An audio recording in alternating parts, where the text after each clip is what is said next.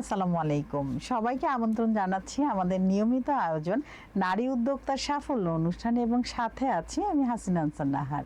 প্রিয় দর্শক, প্রতি পর্বেই আমাদের স্টুডিওতে একজন নারী উদ্যোক্তা আমন্ত্রিত থাকেন। আজকে আমাদের স্টুডিওতে আমন্ত্রিত আছেন তানজিনা আফরোজ। পুরো অনুষ্ঠান জুড়েই তিনি আমাদের সাথে থাকবেন এবং তার জানা অজানা সকল তথ্য আমরা জানব। তিনি কিভাবে একজন সফল নারী উদ্যোক্তা হয়ে উঠলেন সেই গল্পটাও আমরা তার কাছ থেকে শুনবো। চলুন দর্শক, আমরা চলে যাই তানজিনা আফরোজ আপার কাছে। কেমন আছেন আপু? আলহামদুলিল্লাহ ভালো আছি। আপনি? আমি তো খুবই ভালো আছি, কারণ তানজিনা আপা আমাদের সাথে আছে। মাশাআল্লাহ, আপনাকে অনেক সুইট লাগছে। আপনার পরিচয়টা আমাদের দর্শকদের উদ্দেশ্যে দেন। আমি তানজিনা আফরোজ।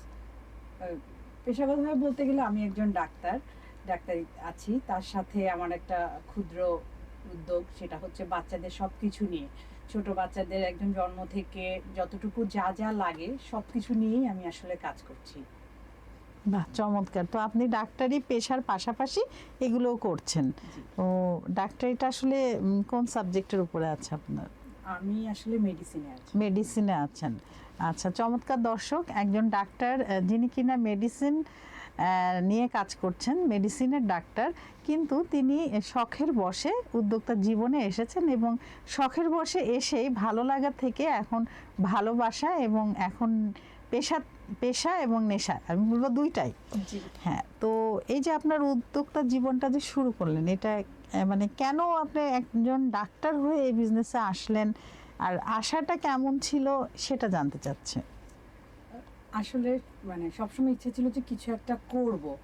তো যখন প্রেগনেন্ট ছিলাম তখনই মনে হলো যে আসলে বাচ্চাদের জিনিস খুঁজে পাওয়া মানসম্মত আচ্ছা, জিনিসগুলো আসলে খুবই কষ্ট, খুবই টাফ। হ্যাঁ খুবই টাফ। সেই হিসেবে তখনই আমার আসলে মনে হলো যে কিছু একটা করতে হবে, যেন বাচ্চাদের সব জিনিসগুলো একই ছাদের নিচে, মানে এক জায়গায় কেউ চাইলেই পেতে পারে এবং অবশ্যই সেটা একটা রিজনেবল প্রাইসে।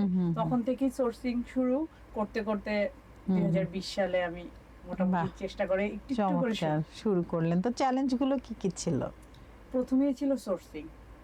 আচ্ছা, যে আমি আসলে কোন জায়গা থেকে নিয়ে আসব, কিভাবে কাজ করব, কিভাবে কারো কাছে জিনিসটা পৌঁছাবো, ডেলিভারিটা আসলে কিভাবে হবে, মানুষ এটা পছন্দ করবে কিনা, কোয়ালিটি কেমন হবে, এই জিনিসগুলো। অবশ্যই প্রথম 2-1 বছর আমার খুবই খারাপ গিয়েছে, কারণ আমার বুঝে উঠতেই সময় লেগেছে। হ্যাঁ, একটু তো স্টাডি করতে হয় একটা বিষয়ের উপর। সবসময় সবকিছু তার বুঝে উঠতে পারিনি। আলহামদুলিল্লাহ এখন একটা ভালো অবস্থানে আছি, ভালো লাগছে। চমৎকার। এটা কত বছর হলো আপনার এই বিজনেসে? হলো 5 বছর। 5 বছর কিন্তু কম না, মানে 1 বছর আপনার বুঝতে বুঝতেই পার হয়ে গিয়েছে, বাকি 4 বছর আপনি সুন্দরভাবে কাজ করছেন। তো এটা ভালো একটা অভিজ্ঞতা হলো। এবং এই যে বাচ্চাদের প্রোডাক্ট নিয়ে আপনি কাজ করছেন, তো যখন এগুলো আপনি সেল করেন বা আর মানে আনেন, আর মানে তৈরি করেন, হয়তো নিজেও তৈরি করতে পারেন বা কিনেও আনতে পারেন, তো এর সোর্সগুলো থেকে যখন আনেন তখন কোন বিষয়গুলো আপনি চিন্তা করেন যে এটা বাচ্চার ব্যথা পাবে কিনা, বা মানে আসলে কোন দিকটা দেখে আপনি সেই খেলনাগুলো কেনেন? ড্রেসের ক্ষেত্রে অবশ্যই ফ্যাব্রিকটা অনেক ইম্পর্টেন্ট। খেলনার ক্ষেত্রে যেহেতু আমার নিজের ছোট বাচ্চা আছে, আমি অবশ্যই চিন্তা করি যে কোন জিনিসটা শার্প হবে কিনা, বাচ্চা ভেঙে ফেলবে কিনা, মুখে দিবে কিনা। তো এই জিনিসগুলো আসলে দেখে দেখে তারপরে করতে হয়। আপনি এই যে নির্বাচন করেন, তারপরে এই ড্রেসগুলা, খেলনাগুলা এবং তারপরে নিয়ে আসেন, তো এইগুলো আসলে সাড়া পড়ছে কেমন? কাস্টমার কি নিচ্ছে আপনার প্রোডাক্টগুলা? হ্যাঁ, আমার রিভিউ কেমন? প্রচুর রিপিট কাস্টমার আছে যারা একবার নিচ্ছে। তারা, যেহেতু আমি চেষ্টা করি চায়না থেকে যে কিছু প্রোডাক্ট নিয়ে আসার জন্য, বিশেষ করে বাচ্চাদের উইন্টার কালেকশনগুলো, ওগুলো খুব ভালো সাড়া পায়। আমি প্রতি বছর উইন্টারে আমার খুব হিউজ একটা সেল হয়। উইন্টারে ভালো যায়। হ্যাঁ। বাহ, চমৎকার। তো আপনার ব্র্যান্ডকে আসলে অন্যদের থেকে আলাদা আপনি কিভাবে রাখছেন? কেন আপনার জিনিসই সবাই নেবে? কি বিশেষত্ব আছে? অবশ্যই কম্পিটিটিভ মার্কেট। হ্যাঁ, সেটাই। সেক্ষেত্রে বলতে হবে যে যেহেতু আমাদেরকে অনলাইনে ডিল করতে হয়, সেক্ষেত্রে অনলাইনে আমাদের কাস্টমার ডিলিংসটা অনেক ইম্পর্টেন্ট। কাস্টমার ডিলিংস যদি ভালো হয়, সেক্ষেত্রে আমি বলবো যে কাস্টমার রিপিট হতে বাধ্য। আর যদি প্রোডাক্ট কোয়ালিটি, তো অবশ্যই। এটার সাথে কোনো কম্প্রোমাইজ না না না, অবশ্যই কোয়ালিটিটা ভালো হতে হবে, মানসম্মত হবে, দামের সাথে কম্প্রোমাইজ করা যাবে না, মানের সাথে করা যাবে না, মানে এই বিষয়গুলো আপনার আছে। এবং আপনার যে পেজ আছে সেখানে কি আপনি এই যে পোস্টগুলো দেন সেক্ষেত্রে কি কোনো আকর্ষণ রাখেন যেন ক্রেতারা সেটা দেখে এবং আকর্ষিত হয়ে আপনার কাছে অর্ডার করে? অনেকে হয় না ওই যে ছাড় দেয় বা অফার প্রাইস ছাড়ে, তো এরকম কোনো কিছু করেন কিনা? সত্যি কথা বলতে যেটা আমার পেজে আসলে ছাড় একটু কম থাকে, তার কারণ হচ্ছে আমি প্রথম থেকে চেষ্টা করি একদম রিজনেবল প্রাইসে, যেটুকু না করলেই না, ওই লিমিটেড প্রফিটের মধ্যে সবসময় করা যায় না, তারপরেও কখনো কখনো অকেশনে দিতে হয় কিছু করা যায় না। কাস্টমারের চাহিদা অনুযায়ী প্রোডাক্ট দিতে গিয়ে কোনো এমন অভিজ্ঞতা কি আছে যেটা মানে মনে পড়লে মনটা ভালো হয়ে যায়, একটা স্মরণীয় কোনো অভিজ্ঞতা থাকলে আমাদের সাথে শেয়ার করতে পারেন? একটা আপুর কথা আমার মনে পড়ে যে উনি ওনার বাচ্চার জন্য একটা লেগিংস খুঁজতেছিল, তো ওনার বার্থডে ছিল, বাচ্চাটার বার্থডে, তো উনি কোথাও পাচ্ছিল না ওই কালারটা, উনি আমাকে জাস্ট জামার একটা ছবি দেয় যে আপু এই জামার সাথে আমার ম্যাচিং লাগবে। তো আমি তারপর আরেকটা জিনিস হচ্ছে আমি সবসময় বাচ্চার যে সাইজের যে লেন্থটা মেপে দেই, তো আমি বললাম যে আপু আমি পাঠাই, আপনি দেখেন। তো আমি ওই ড্রেসটা দেখে একটা ম্যাচিং লেগিংস ওনাকে পাঠিয়েছিলাম, উনি খুব খুশি হয়ে আমাকে কিছু কমপ্লিমেন্ট দিয়েছিল, এটা আমার এখনো মনে পড়ে। তাই না? মাঝে মাঝে কিন্তু এরকম রিভিউ আমাদেরকে আরো কাজের অনুপ্রেরণা বাড়ায়, অনুপ্রাণিত করে। বলে না যে হচ্ছে সম্মাননা কার না ভালো লাগে, কিন্তু এই সম্মাননা আসলে কাজের অনুপ্রেরণা। তো ওই যে রিভিউ, ওইটাই আপনার সম্মাননা, কাজের প্রাপ্তি। তো যারা নতুন আসতে চায় এই ব্যবসায়, তাদের ক্ষেত্রে আপনার পরামর্শ কি হবে?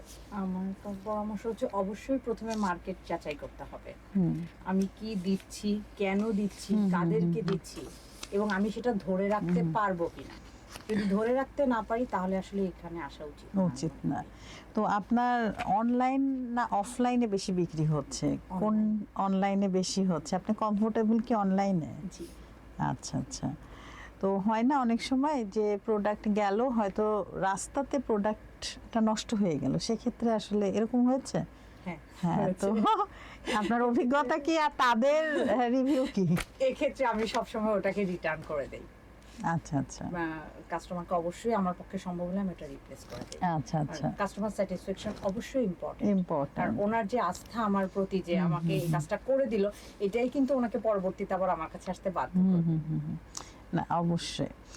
তো আপনার যে নারী উদ্যোক্তা হিসেবে আপনার জীবন চলার পথে চ্যালেঞ্জ কি? সবাই কি সাপোর্ট করেছিল আপনার এই একজন ডাক্তার হয়ে এত বড় বাধা? যে তো ডাক্তার, এটা কিভাবে কি করলেন আপনি? আসলে বলছিলাম যে এটা আসলে আমার একটু মনের শান্তি, আমি এটা করতে চাই। তো তখন কি সাপোর্ট করেছে?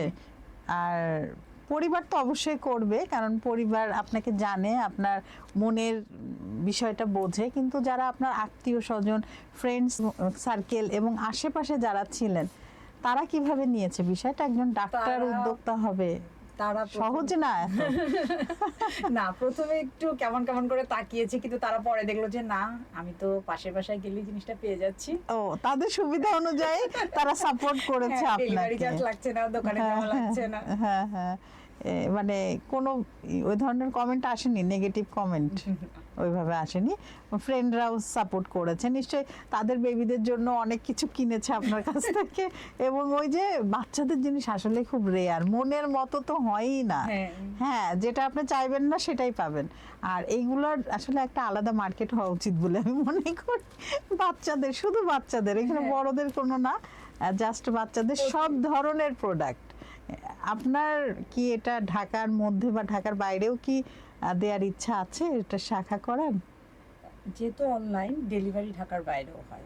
আচ্ছা, মানে আপনি অফলাইনে অত নাই, আপনার অনলাইনেই করার ইচ্ছা, ঢাকার বাইরেও যাচ্ছে। তো সেক্ষেত্রে ডেলিভারি চার্জটা কত? ঢাকার মধ্যে ডেলিভারি চার্জ 80 টাকা, আর ঢাকার বাইরে হচ্ছে 150 টাকা।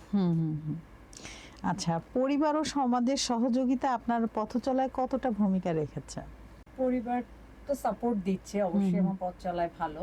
আর হচ্ছে সমাজ প্রথম একটু নিমরাজি ছিল, আসলে সবাই খুব একটা ভালো চোখে দেখেনি, তো এখন অবশ্য কেউ কিছু বলছে না, সবাই বলছে যে না এটা তো করছে, সবকিছুই করছে। আর আপনাকে তো থামানো যাচ্ছে না, বিষয়টা হলো এরকম, আপনি এটাই করবেন, কারণ এটাই আপনার ভালোবাসা, এটাই আপনার প্রেম। হ্যাঁ, প্রতিনিয়তই আপনি এটার প্রেমে পড়ছেন। সো ওরা বুঝে গিয়েছে যে না, ওকে আর ফেরানো সম্ভব না, বৃথা চেষ্টা করা যাবে না। ও যাচ্ছে, আমরা ওর সাথে বরঞ্চ আর ওকে সহযোগিতা করি। বিষয়টা আসলে এরকম। দর্শক, যতই বাধা আসুক, আপা খুবই শান্ত একটা মানুষ, যেটা আমি বুঝলাম, এবং উনি কিন্তু হ্যান্ডেলও করেছেন ওইভাবে। উনি উত্তরটা দিয়েছেন যে আমার ভালো লাগে, আমার শান্তির জায়গা।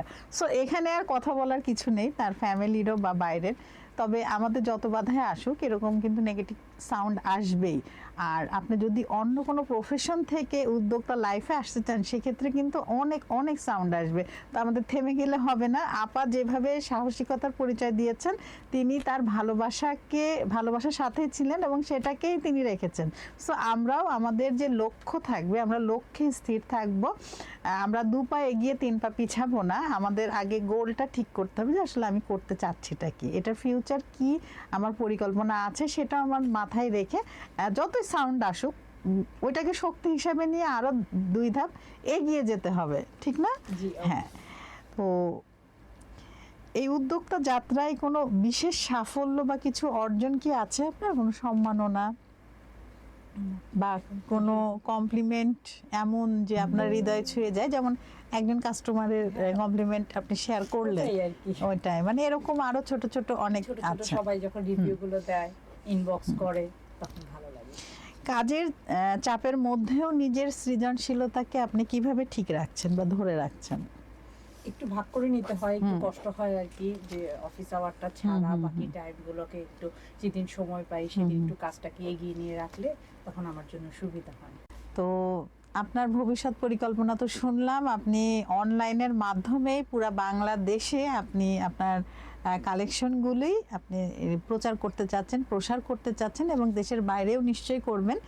তো আপনাকে অনেক অনেক ধন্যবাদ। আমরা কিন্তু অনুষ্ঠানের একদম শেষ দিকে চলে এসেছি।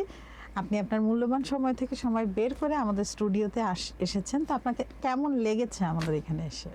আপনার সাথে কথা বলে আসলেই আমার কাছে অনেক ভালো লেগেছে, কারণ এভাবে তো এর আগে কখনো আসা হয়নি।